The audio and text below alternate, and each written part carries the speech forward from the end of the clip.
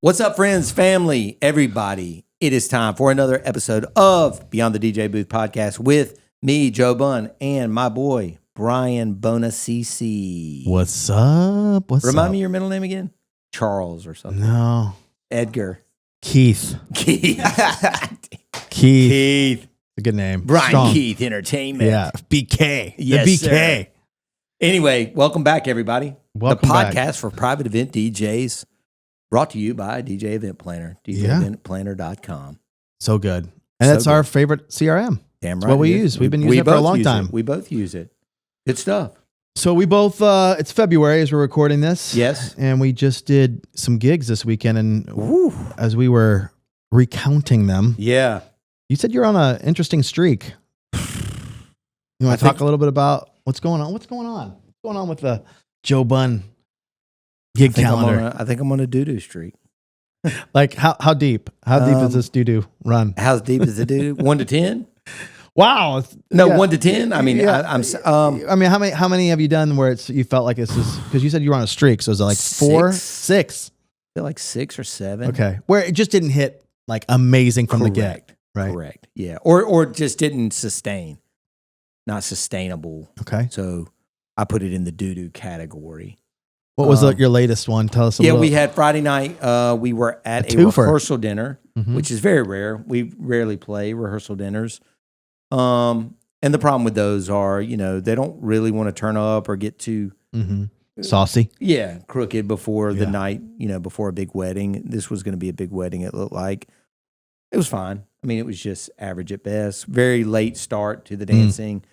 I think maybe they danced 30 minutes and then the museum basically has a hard 10 o'clock stop. So it wouldn't have mattered if they had chanted one more song or not. It was like the lights were up. If I missed it, I apologize. How many people? 150. For a rehearsal dinner. That's a lot. I know. I think they were terming it more as a welcome party. Okay. Just a very late start to the dancing, I guess. That was my main problem with it. Was Bunn DJ Company doing the wedding too the next day? We were not. I think they had a band. Got it. I believe it was band ridden. Okay. And then probably 5th or 6th year in a row, we've gone to Hickory, Western North Carolina, about 3 hours from here, and played at the Hickory Museum of Art for their big gala. This is where they raise a bunch of their money, sell tickets to this dance. I've always done it for as long as they've been doing it. Yeah.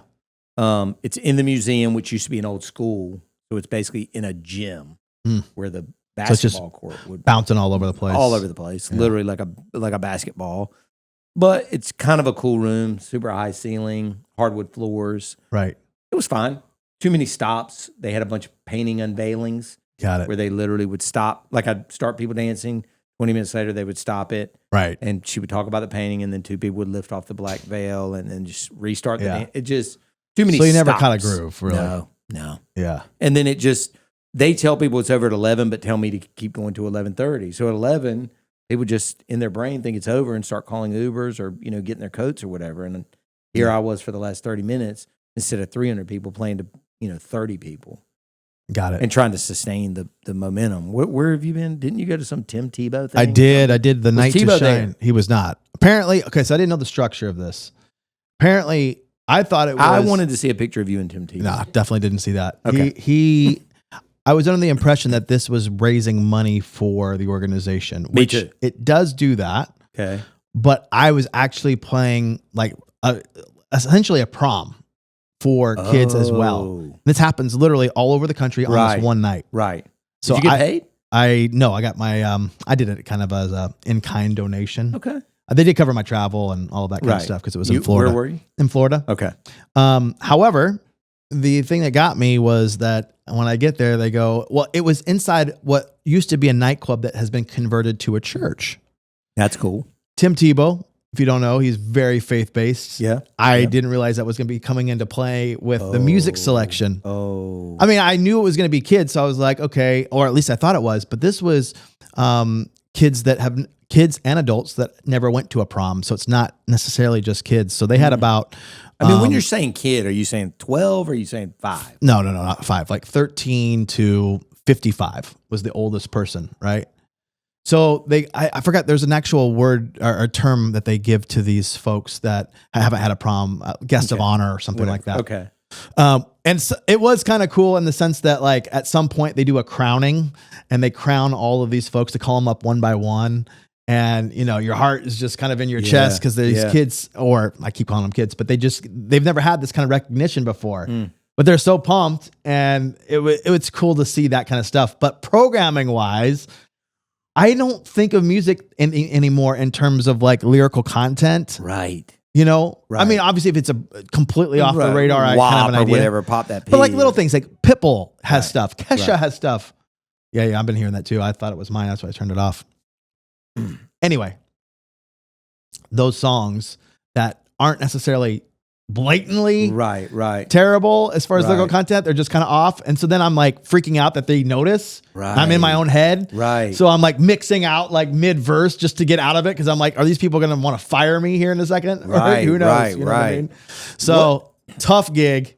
And you're terrified the whole time, basically riding on the rails. Pretty much. Yeah. And what I also found was like, I'm playing a lot of party classics because all the current music, it's like it's 50-50 chance it's going to be good or not. Even if it's clean, it could be suggestive, right? And technically I'm in this church, right? So I'm like, these people are watching me. So it was a lot of throwbacks that I haven't played in a long time. Like, you know. Like what? Yeah. Well, your style of music. So Casey and the Sunshine Band. You know, we got the Love Shack. You hit the Love Shack. I did hit the Love Shack. Wow. You know, song of the night. What? Quad City DJs. Come on, ride that train. No. What was it? It's big right now. If you're not playing it, don't say YMCA. I'm not playing it. I'm not going to. I'm not going to play that, man. I'm not going to go back to that. It is massive. I don't care. Not massive. It's not massive in Joe Bunn's world. I'm not going back to that. I'm telling you, it is on every request list I get. It ain't. Then if you're watching and you're getting married this year and you're using me, don't put it on the list. I'm not playing it. I hate it. I am shocked. That is, and like you look at all the UFC people doing it. Yeah. It's become cool. Again, it's not. Though. It's just coming back, baby. I'm telling you. I'm not playing it. More power to you. I mean, if I didn't have it, this gig, it would have lost its luster. I mean, that was the song of the night. And I was like, well, I'm in the South. What else? I mean, it's going to go off. And it did. It did. Went off. Wow, man. So, I'm not doing it. Watch. I'll be curious in another month or two if it's going to hit your playlists or request lists. Oh, trust me, I played a super short edit of it. I wasn't going long. I'm like, I'm in and out of this. The original was forever. Right. Yeah. It's like a 96 bar intro. I mean, Michael, it goes and then it goes to the horns. I mean, this has got to light up though, Mike Walter, right? He'd be out there doing that dance. Bro, he's gonna bring it back hard. Mike Walter was around the first time. Yeah, he's gonna bring it back the second. This has got to light him up. He's got to love it. Interactiveness. Shout out Mike Walter. Well, let's talk about the gear corner, as I'm going to call this segment. Oh, everyone told me I should have this every time. I've had like multiple comments. We've segmented it. You got a segment? The gear corner. I feel like somebody's already maybe patented that or trademarked it or whatever. But go ahead and steal it, Brian. All right. So this little. I don't want to say what that looks like, but go on. What the hell? This is a supercharging cable, but what makes this one so good is that it actually has multiple ends to it.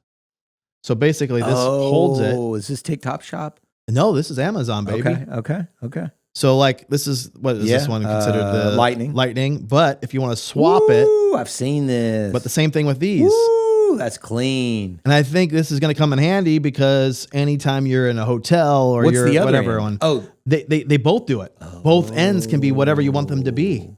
Right. So you don't have to carry all the adapters, all the different power things. Let me peep that. And it's 100-watt charging extra fast cable. Yeah, braided cable. That's nice. Yeah. How much was this? Here's the case for it. I'll let you kind of hold that. You know? What do you think? Oh, I think it was $29.83. $29.83. Close. $34.99. Okay. On Amazon. And by the way, everyone's asked us every time we show one of these pieces, like, where do I find the link? Right. If you go into the description, we have on YouTube. Right. We have our Amazon store links. That's right. And so click on that. You'll find this.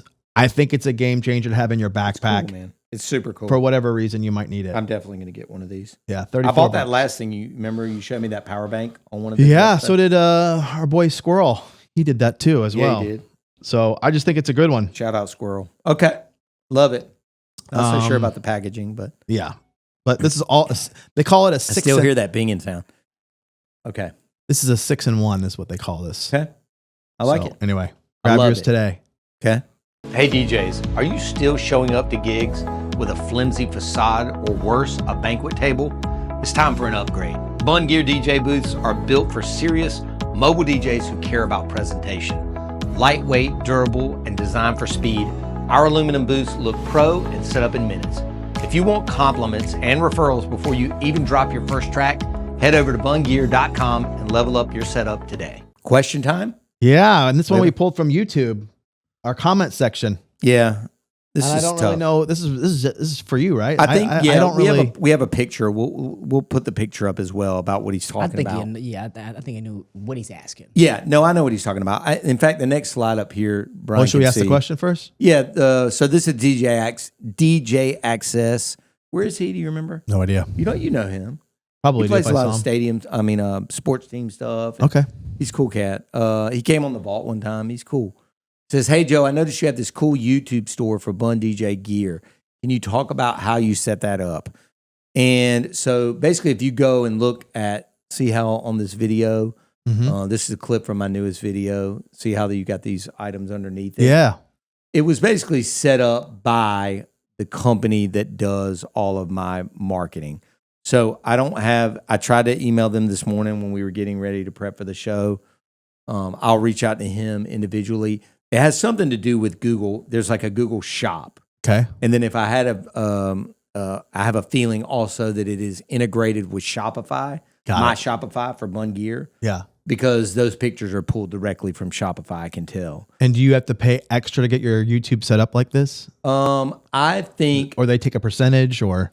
I don't think so because Google and YouTube are basically the same thing. Yeah. Could you use this for your DJ business? Like, in other words, I think you could, but only if you had I think it would only make sense if you were comfortable with literally people trying to check out on the spot. And I think some people kind of for enhancements, maybe, yeah, uplights, cold sparks, whatever. Yeah, they could technically do that. I'm curious though, and this is only on the homepage. That's what I was about to say. If you go on YouTube right now, like Saquon, if you go to my YouTube channel on your phone. Did those icons show up, or is it only? Is it showing on what appears to be a video? The screen grab. Anyway, I'm just kind of curious, if it actually shows up. Sorry, go ahead. Are you at all tracking this? Do you know if this is working? Yeah, so now, as of 3 months ago, I have a marketing company that I have 2 calls a month with. So we'll go through. Okay, here is how the Facebook ads are doing. Okay, cool. So it pops up under all of my videos, basically. How are the Google ads doing? How are the email newsletters being responded to? Are we getting, sales from those? And I think this is basically just part of Google. And they take a cut, obviously. No, they don't. Who? Google? No, the marketing company. No, they just get paid a flat rate. Flat rate. Yeah, flat rate every month. And how did you find these people? They're local. They have multiple divisions, so they do all my bookkeeping, but they also have a marketing division. So they've helped me with the vault in the past, and now they're helping with Bun Gear. So they set this up. I wish I had a little more detail. Like I had set it up personally, I'd give you more. But if you have super detailed questions, I'm sure I can put you in touch with somebody over at Sherpa about it. Since you know yeah. DJ Access, how do you think he was thinking that maybe this might integrate with his stuff? I have a feeling either based on, like we were saying, enhancements, upsells, or maybe even merch. He might have merch or something like that. You know what I mean? Because I think he's known, right? Especially in the sports kind of world. Got it. That's kind of how I was thinking. Or somebody like Eric Rhodes that has millions of followers. Right. He has hats for sale, T-shirts for sale. Interesting. Things like that.